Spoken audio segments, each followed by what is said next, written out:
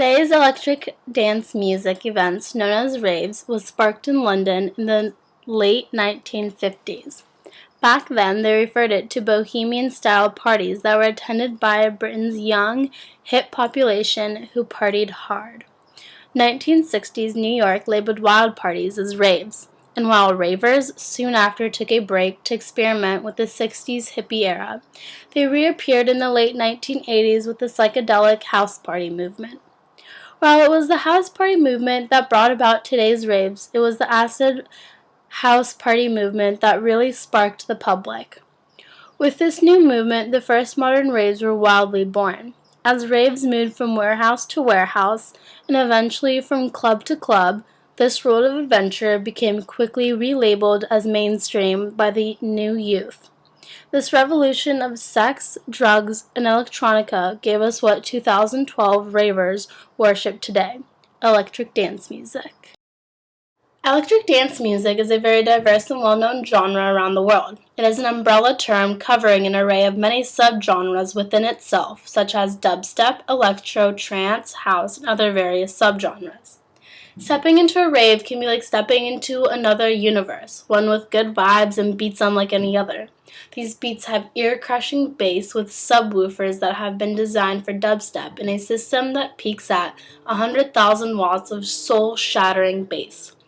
There is an intelligent army of LED lights with changed colors flashing in your face with a revolutionary visual experience absolutely blowing your mind.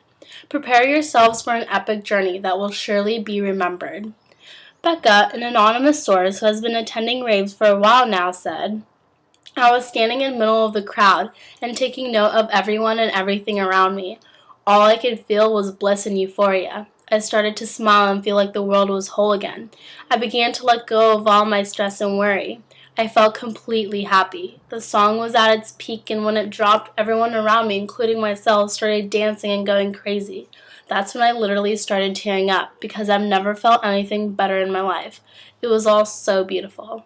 Although Becca's story might be one of good vibes and unity, there are many flaws in the raving world that alienate it from peace, love, unity, and respect, well known as plur. All the fun is drug-induced, that's nothing new, one Tam High student points out. Ecstasy, ketamine, cocaine, acid, and other various drugs are certain to be found at a rave. Sadly, these drugs have caused injuries and even deaths. Dehydration is one of the main and famous killers while on ecstasy, and one of the easiest ways to get yourself killed at a rave. The drug thickens your blood and completely depletes your body of its water content, which can increase your breathing and heart rate, which can lead to a heart attack. But these ecstasy pills aren't the only dangers, nor is it the only drug at a rave. Hard drugs, like the listed ones before, are a big danger along with alcohol and marijuana that can cause some serious problems. To help control the danger of a drug scene at raves, there are several organizations that have shown a desire to help, including Dance Safe and the Electronic Music Defense. Although programs like these may help raise more awareness, there are still many unknown mixtures and false replications that are being slipped into the hands of kids underage.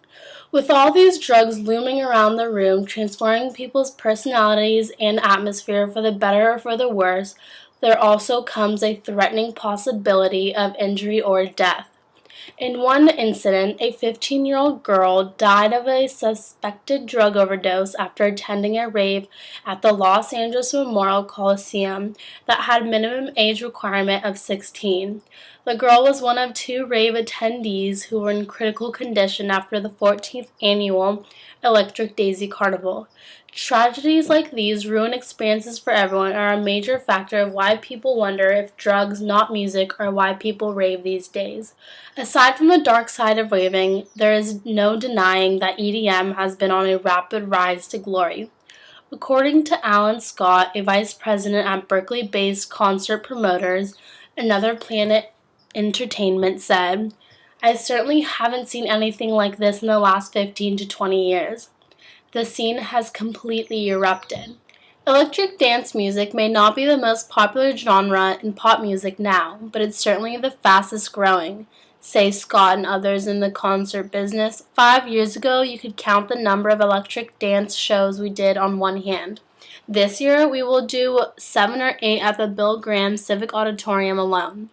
DJ producer Paul Oakenfold, one of the genre's first superstars, also adds, "Electric music is 20 years old in Europe. It's still getting bigger and better. America has finally caught up. Now there's a whole new generation that loves it."